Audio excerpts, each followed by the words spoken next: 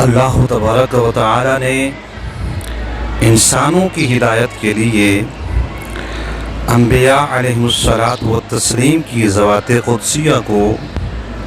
مبعوث فرمایا۔ جناب آدم علیہ السلام سے لے کر جناب عیسیٰ علیہ الصلاۃ والتسلیم تک ہر نبی نے اپنے دور میں اور اپنے مقررہ وقت میں انہیں تبلیغ کی، راہ حق کی طرف بلایا، صراط مستقیم کی طرف دعوت دی۔ پھر آخر میں اللہ تبارک و تعالیٰ نے حضور جان جانا صلی اللہ علیہ وسلم کو مبعوث فرمایا اور آپ کے سر ناز پہ خاتم النبیین کا تاج سجایا۔ اب قیامت تک کوئی اور نبی نہیں آئے گا۔ حضور جان جانا صلی اللہ علیہ وسلم نے اعلان نبوت کے بعد تقریباً 23 سال تک لوگوں کو راہ حق پہ چلنے کی تلقین کی، ان کے ظاہری اور باطنی تربیت فرمائی،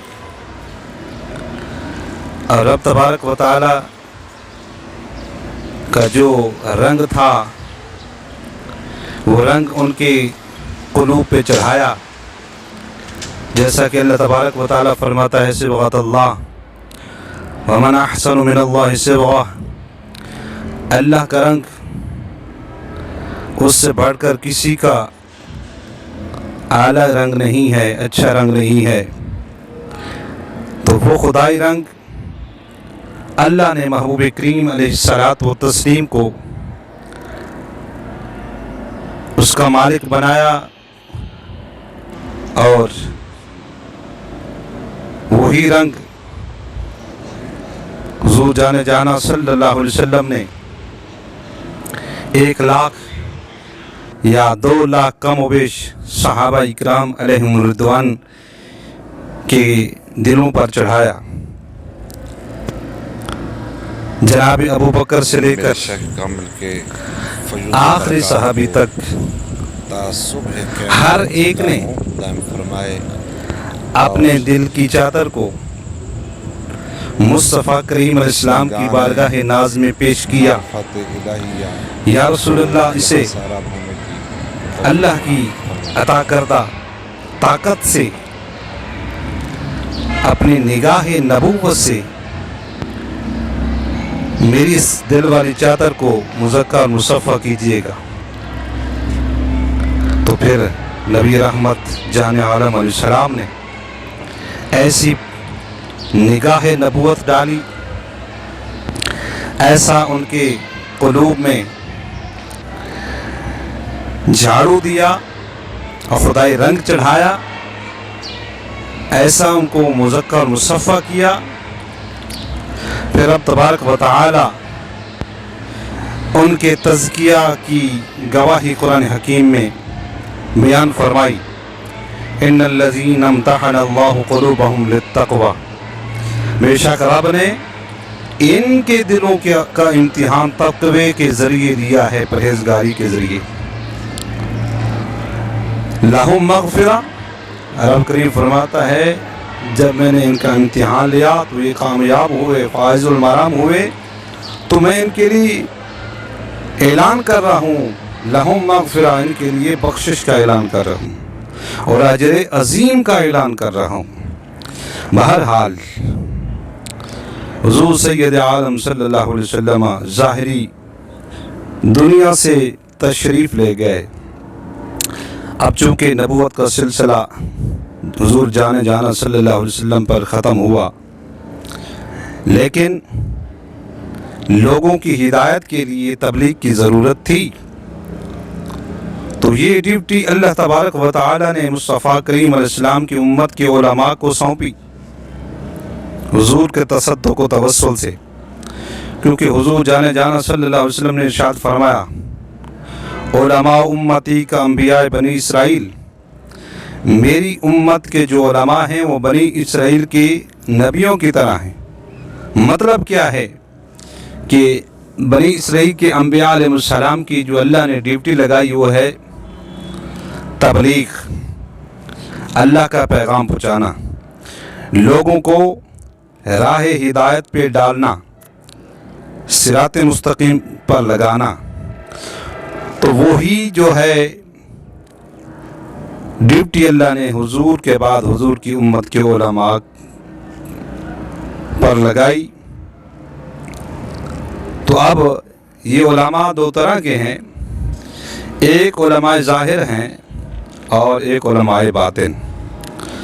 علماء ظاہر کا جو کام ہے وہ ظاہری لوگوں کی تربیت کرنا ہے، ان کے ظاہری جو بود و باش ہے شریعت کے مطابق، اسلام کے مطابق رہن سہن، بیٹھنا اٹھنا، کھانا پینا، یعنی ان کے ظاہر کو سنوارنا یہ علماء ظاہر کا کام، اور ان کے باطن کو مزکہ مصفہ کرنا، گناہوں کے زنگ کو اتارنا اپنی نگاہ ولایت سے، یہ علماء باطن کا کام تھا۔ تو ان دونوں حضرات نے یہ ڈیوٹی سنبھالی، علماء ظاہر نے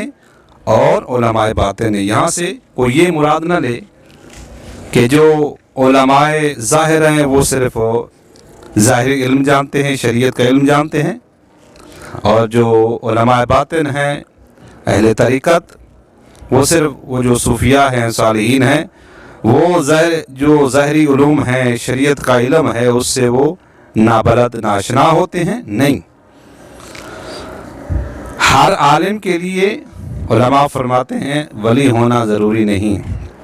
لیکن ہر ولی کے لیے، ہر کامل بندے کے لیے، ہر اللہ کے ولی کے لیے عالم ہونا شرط ہے، ضروری ہے، کیونکہ جاہل ولی نہیں ہو سکتا۔ تو حضرت امام اعظم فرماتے ہیں رحمۃ اللہ علیہ، عالم ربانی ہی اللہ کا ولی ہوتا ہے، جیسے غوث اعظم ہیں، داتا علی حجویری ہے، خواجہ غریب نواز ہیں، فرید الدین ہیں، حضرت شہنشاہ نقش بند ہیں، اویس قرنی ہیں، رضوان اللہ علیہم اجمعین۔ یہ تمام کامل ہستیاں جو ہیں، یہ صرف یہ نہیں ہے کہ انہوں نے صرف وہ صوفی تھے یا ان کے پاس علم باطن نہیں تھا، بلکہ ظاہری اور باطنی علوم سے مالا مال تھے۔ تو بہرحال علماء کا کام، ظاہری علماء کا کام جو ہے، جنہوں نے صرف شریعت کا علم پڑھا ہے، حقیقت اور معرفت اور طریقت کا علم ان کے پاس نہیں ہے، تو وہ لوگوں کی ظاہری جو ہے تربیت کرتے ہیں، ان کی ڈیوٹی ہے۔ لیکن جو علماء باطنی ہیں، جو یہ فقیر لوگ اللہ کے ولی ہیں، کامل بندے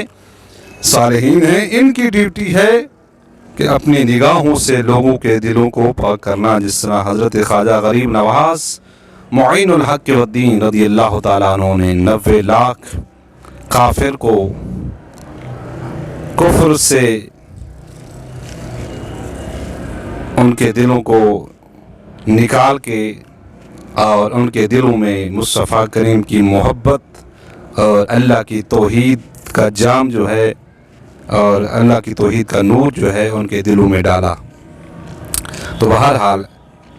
ان علماء باطن میں سے جو اللہ کے کاملین ہیں، اللہ کے محبوب بندے ہیں، ان میں سے ایک صالح اور کامل واصل باللہ، اللہ کا ولی، فنا فی اللہ، سرخیل اولیاء سلسلہ نقش بندیہ مجددیہ، حضرت خواجہ خواجگان حضرت مولانا محمد عبداللہ المعروف پیر بارو کریم رضی اللہ تعالیٰ عنہ کی ذات پاک ہے، جن کا مزار پر انوار فتح پور ضلع لیہ کے مضافات میں مرجع الخلائق ہے، عوام کے لیے اور خواص کے لیے۔ اور آپ کے پہلو مبارک میں ایک ہستی تشریف فرما ہیں جو ان کے حقیقی جانشین تھے، فقیر ملت، امیر اہل سنت، پروردہ آغوش ولایت، خواجہ خواجگان حضرت خواجہ فقیر محمد الحسنی الباروی رحمۃ اللہ تعالی علیہ۔